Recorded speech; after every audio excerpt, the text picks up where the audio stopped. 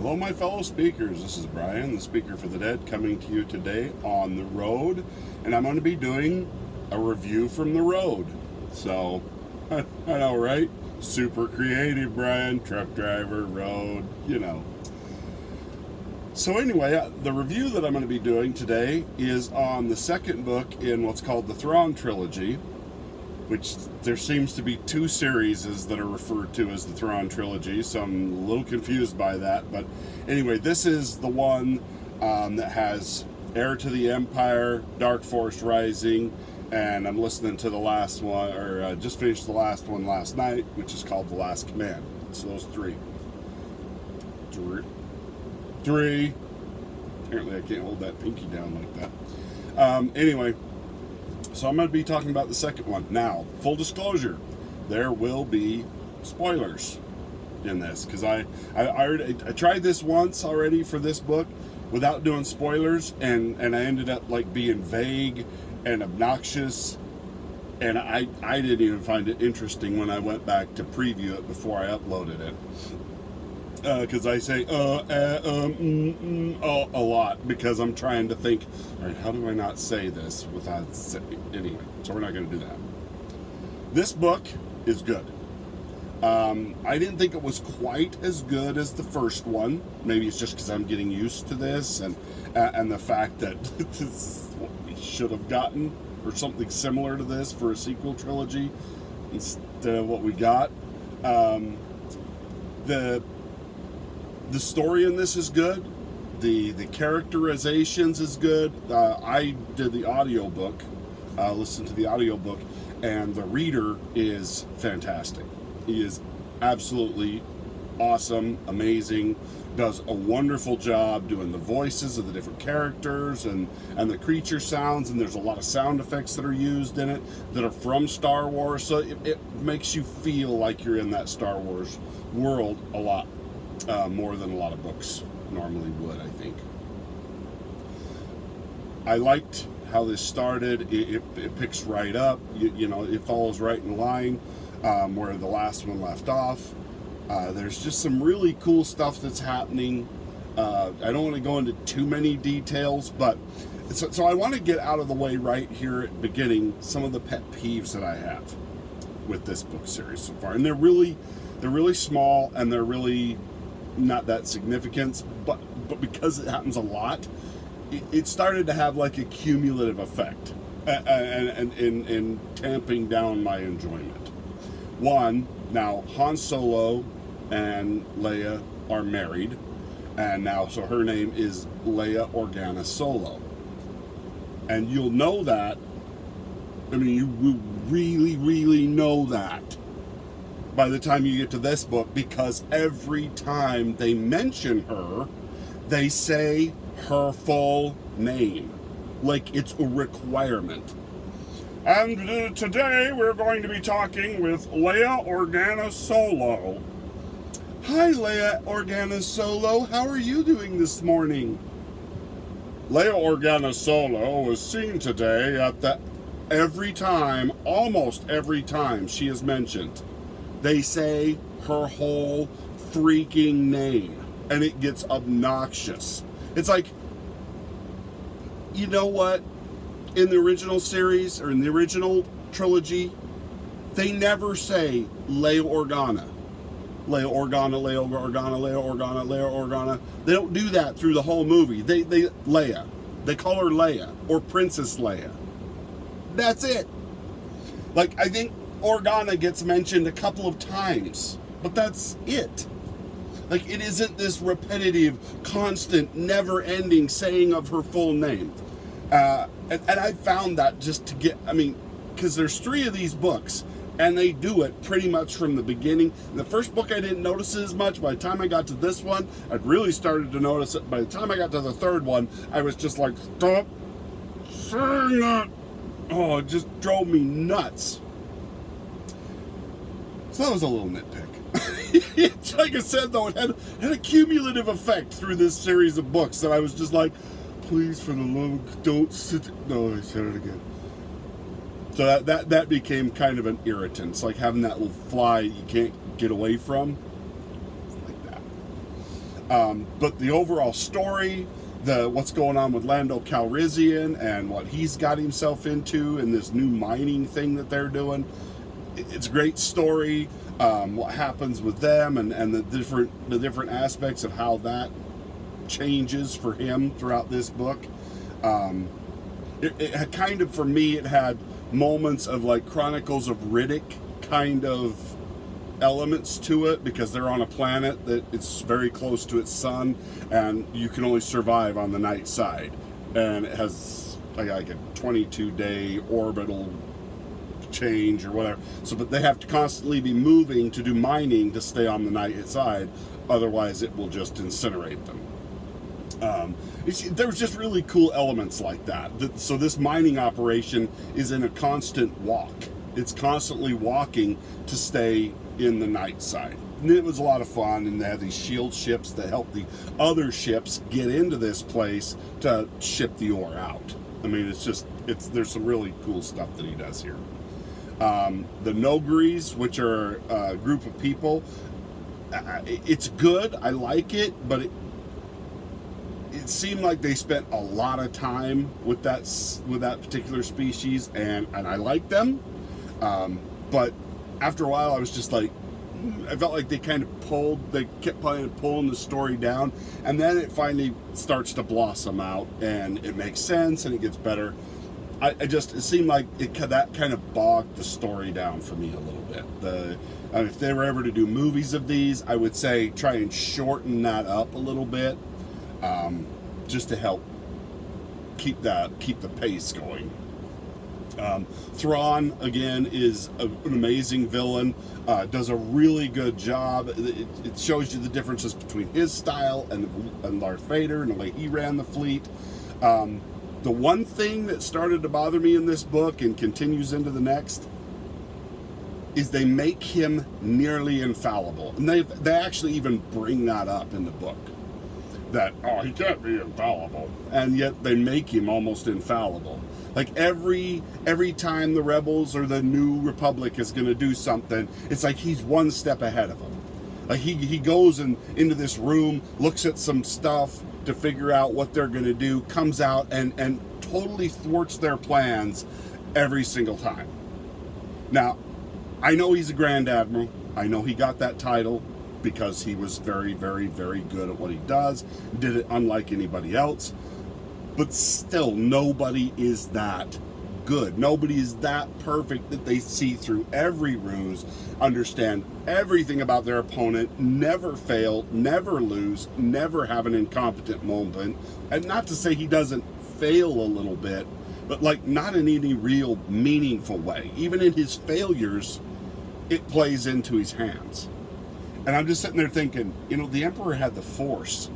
Darth Vader had the Force, and they couldn't see into people and into the future and into stuff the way he is. And it just made him slightly overblown.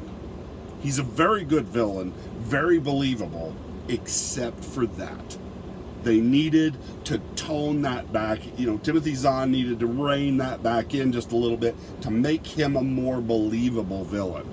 He just, like that when you get somebody who's like, infallible, I see through their ruses. Their ruses are sad and pathetic. I know everything, and he's never wrong. And it's just like,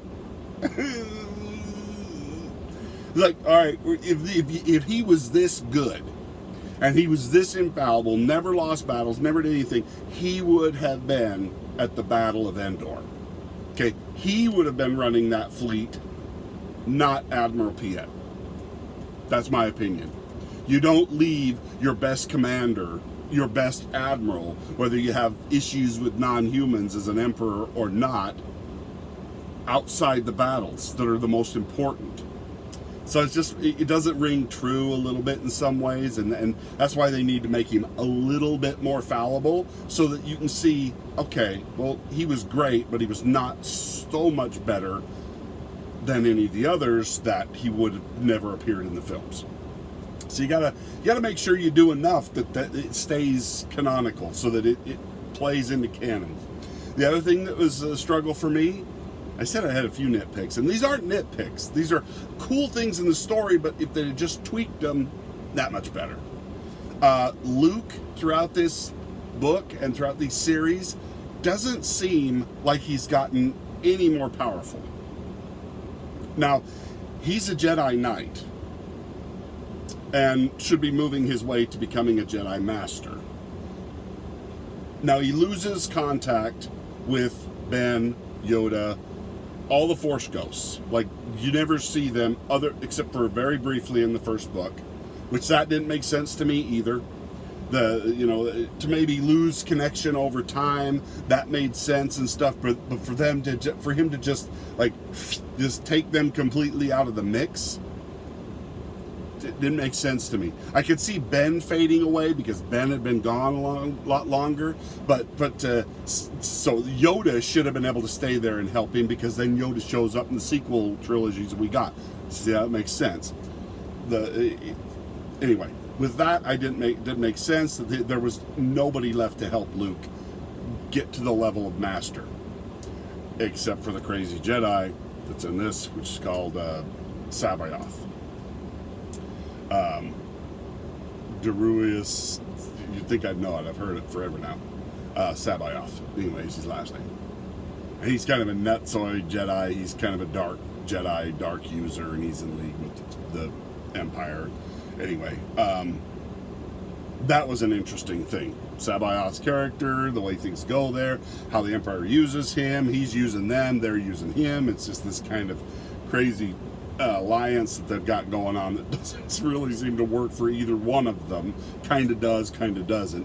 They both have different goals, but it was very interesting dynamic. But it bothered me that Luke never seemed to get any more powerful. Like, he seems like where you see him in the Return of the Jedi, that's where he is. Like, he doesn't seem to get any more powerful through these books.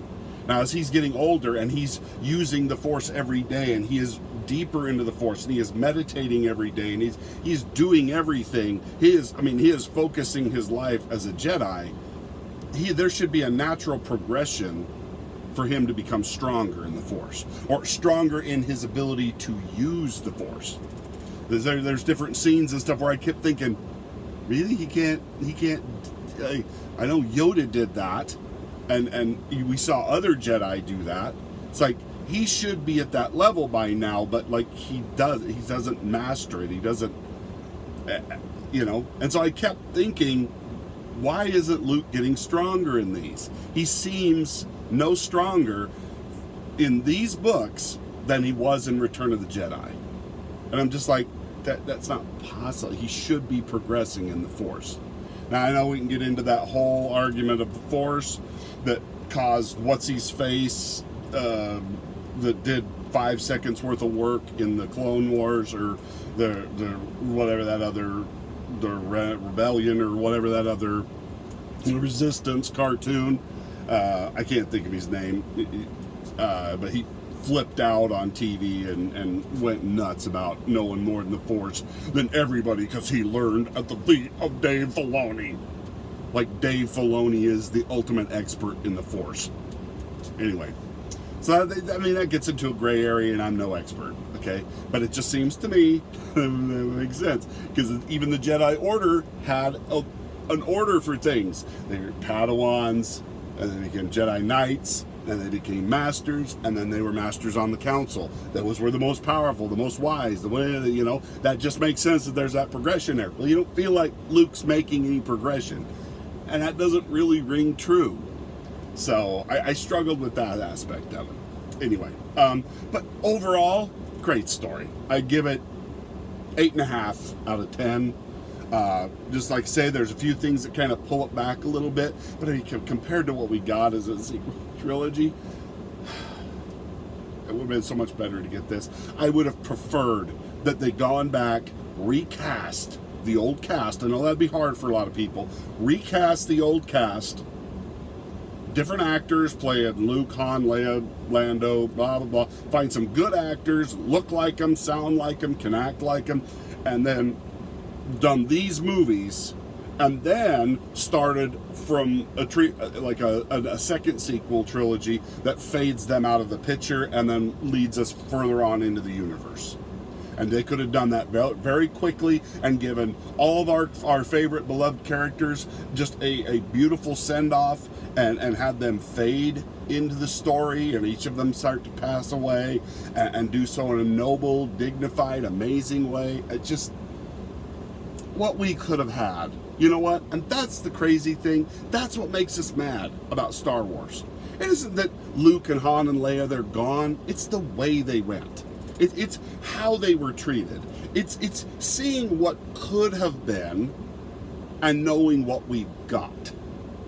That's what angers people. Knowing the potential stories, the EU stories that are out there, all these great ideas from great creators and great writers that could have been taken and molded and made into whatever, but a better version of what we got than what we got. And that's the maddening part of this. So as you're listening to this, you're going to be a little upset, but mostly you're just going to be like, Star Wars. And I felt that listening to these books. I feel like I'm a kid in Star Wars again. I feel like I'm listening to my favorite characters, going through another adventure, doing cool things, meeting new people, Mara Jade, I always forget the guy's name, Card. He's a smuggler. He's awesome. I love that new character, the smuggler Card.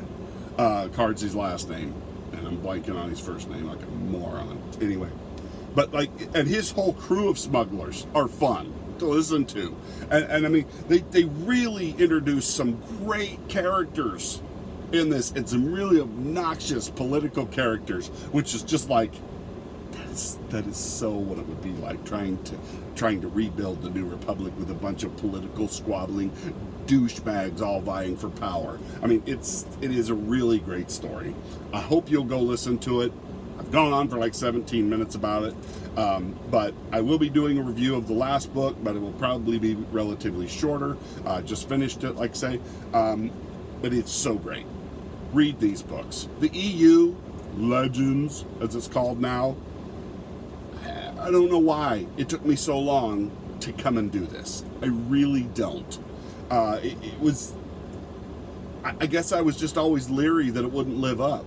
But since Star Wars has basically been flushed down the toilet due to Kathleen Kennedy and what she's done, I'm desperately searching for something better, something to hang on to, and this is it.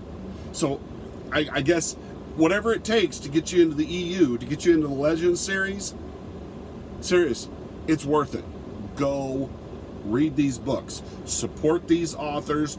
I mean, if they start selling these books like mad and these audiobooks start going like crazy and the Legends take off and everything's moving in that direction, Star Wars can't, I mean, they can because they're retards, but Lucasfilm can't ignore that forever. That there's a huge flood of money going that direction. They're going to go, crap, they don't like what we're doing, but they sure are all going back towards the EU. Maybe. Now they're stupid, so I'm sure they'll go into the EU, take those stories, mess them all up, make them horrible, and then give them to us like that. But hey, there's hope. There's hope. Let's try and push them in a good direction.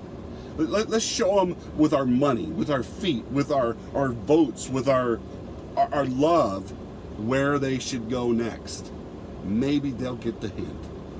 Maybe that's the way to positively do this. Stop screaming about what they've done is bad, because we all know it's bad. It sucks. It's terrible. It's awful. But maybe if we focus on what we love and the good stuff that's out there, sooner or later they're going to want that money.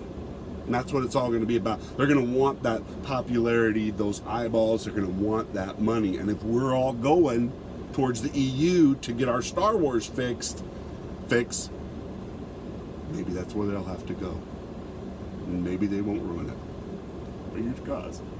Anyway, I hope you enjoyed this video. Thanks for taking a minute, and we will talk to you next time. Bye now.